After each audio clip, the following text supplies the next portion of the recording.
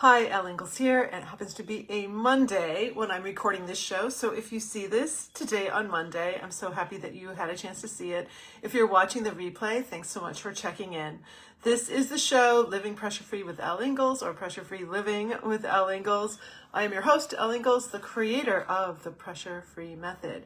It's an on-the-go stress management method that you can use in any situation to reduce anxiety, to reduce the release of stress hormones that are going to take you out of your game both mentally and physically, so you can stay in your game, so you're not so tired by the end of your day, so you're more effective, more efficient, and you get more done. So I want to talk about consistency today because that is a hallmark of being able to pursue excellence, is remaining consistent on the tasks that you need to do, on the practice that you need to do. I was just practicing my violin a moment ago. My music is up there.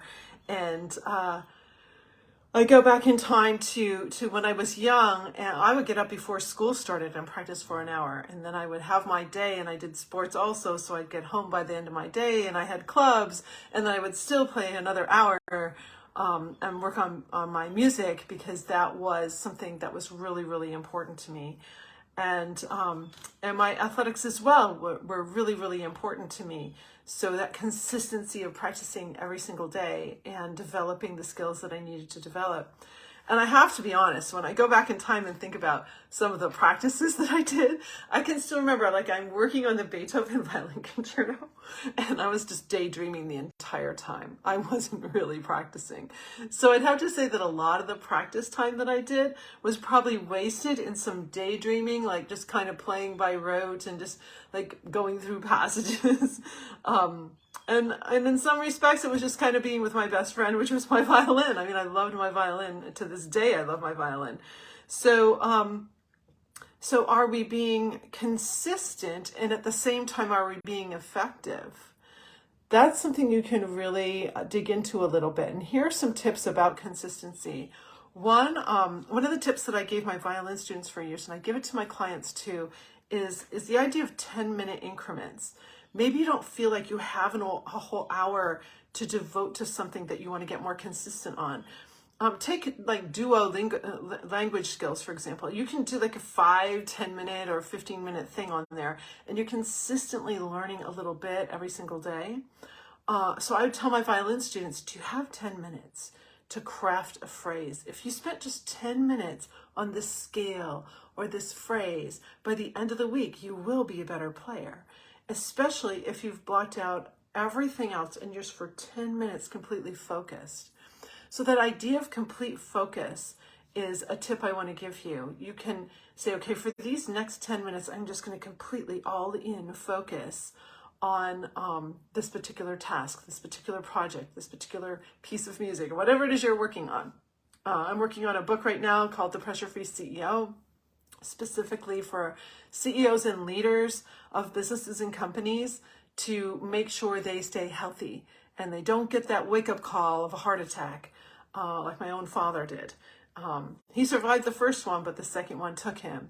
And I believe there's just way too much stress-induced disease in our leaders today, and I want to have them thinking better, healthier, not just for their organizations, but also for their families. And so I'm working on that book, and I have to buckle in and get more consistent on that, because I work on it weekly, but I need to be working on it more consistently, really daily, for this book to be the book that I want it to be. So is there something you want to dig in on? Is there something that you want to start to gain more consistency on? My body coach, Leila Veronica, is launching her maybe last ever, I don't know, but last for right now, 42-day challenge. That 42-day challenge is for anyone who has problems with their posture, problems with their joints, wants to actually experience an incredible uplifting of their body. I've been in that program, this will be my 6th time. And that's because every time I'm gaining consistency, I'm learning more. I'm up-leveling my body so that it can take me through these next decades in a great way, without any pain, without any problems. So you can use this idea of consistency in 10-minute blocks, because that's what she does. It's like a 15 minutes every single day with a training session on Monday. So it's not a whole lot of time, but we're being consistent. We're working on it consistently. That's how you gain excellence. That's really how you gain excellence, is when you decide that this is an important thing that you want to learn or accomplish or complete if it's a work project. And again, start with a focus of 10 minutes, and that really can carry you through. The other suggestion I have for you is to put in your calendar when you're going to do the thing that you want to be consistent on. I have 3 tips, by the way. This is tip number 2. Put it in your calendar. So write it right in your agenda for the day as to when you're going to do it. You'll stand a much better chance of completing it if you've put in a time block that you've dedicated to it. And thirdly, accountability. So my son, Hugh Ingalls, has a Slack channel. If you're interested, let me know. It's a group of us. It's a small group right now. He wants to grow it, though, and I think it's a wonderful thing. I've been doing it for a couple of years with him. On the Slack channel, we choose something. He calls it 15-minute mastery, something we're trying to master. He started it with chess. He wanted to master the game of chess to a point where he could play well. And he then was beating me. So what is it that you'd like to gain mastery on, that you're committed to doing at least 15 minutes a day? And then in the Slack channel, we just report in. We do a daily update on whether we did the thing or not. Someone in there is doing stretching. It's just kind of a neat thing to dive into.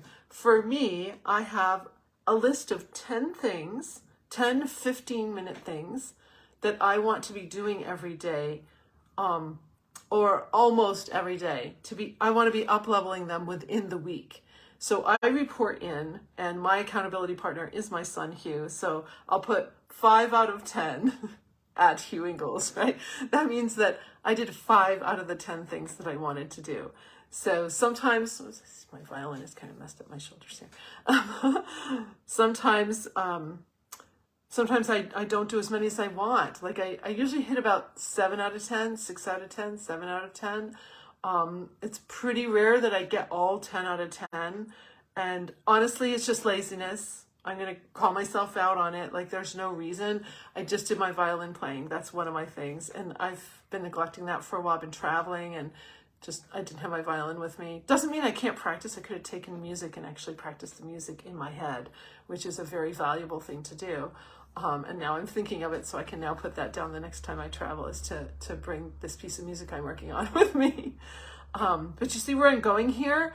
No excuses. And that's the last thing I want to leave you with. Those 3 tips, and then the idea of what excuses are you making up, and how is that derailing you from your mission to either learn something, finish a project.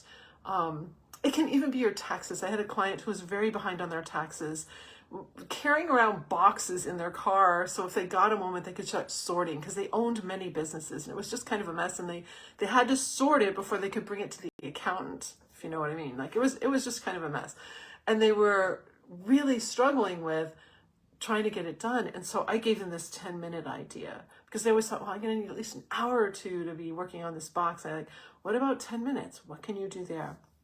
So I hope those little tips help you on your quest for excellence, on your pursuit of excellence, which is a theme I'm thinking about these days. And because I really think that we're getting a little sloppy. Maybe it's just me, but I feel like I need to go back into some of the deep ways of discipline that I've been most of my life.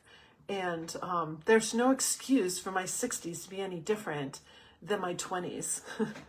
Honestly, I'm wiser now, I think.